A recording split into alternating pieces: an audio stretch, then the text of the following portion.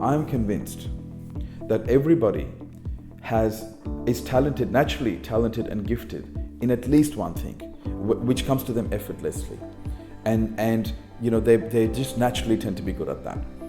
But the reality is most people never figure out what that is. Once you worked out what that thing is, and there are ways you can identify that. So what makes you come alive? When are you in a setting where you really feel like you're in your element, you say the right thing, you do the right thing? What would you do for free? What would you do for free? When you walk into a bookstore, what kind of books jump out at you? Someone said, we don't pick book titles pick us. What are you gravitating towards? All of those are signs, and the signals that are telling us what we should be doing, what our purpose on this planet is. So it is extremely important, because if you just chase the money, if you just chase the career, if you just chase the title, you can get all the money in the world, but there will still be a sense of unfulfillment inside of you. So one of the best ways to become successful is to identify something that comes to you effortlessly.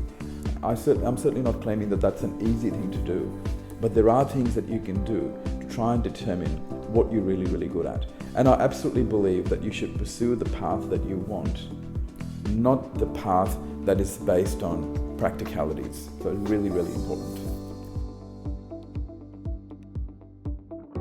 So one of the best ways that a human being can become the best version of themselves is by getting out of the competitive zone and getting into the creativity zone.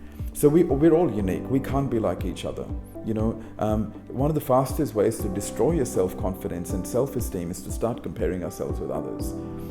It's so easy to do because we're constantly bombarded with this media that's telling us that these are attractive people, or these are successful people. But build your own definition of success.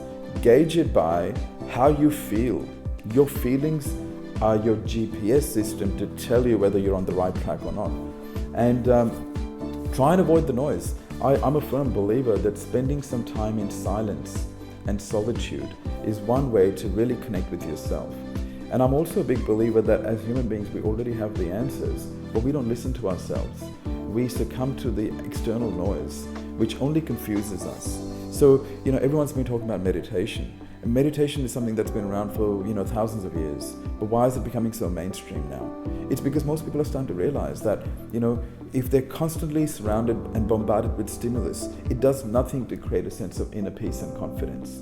So one of the best ways you can connect with yourself is to spend some time alone and really, listen to your own inner voice. Because the longer you neglect your inner voice, the less you're going to be able to hear it.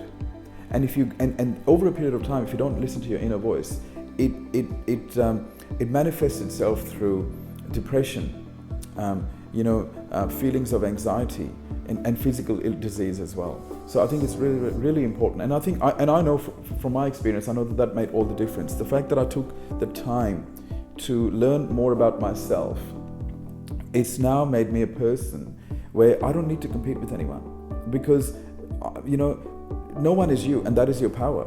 No one can have the exact personality characteristics that you have. And so own that. Be the best version of you, because you don't have to compete then. There is something unique about you that no one has. And when you really own that and you stop looking at the external noise and you stop competing with other people, you become really powerful.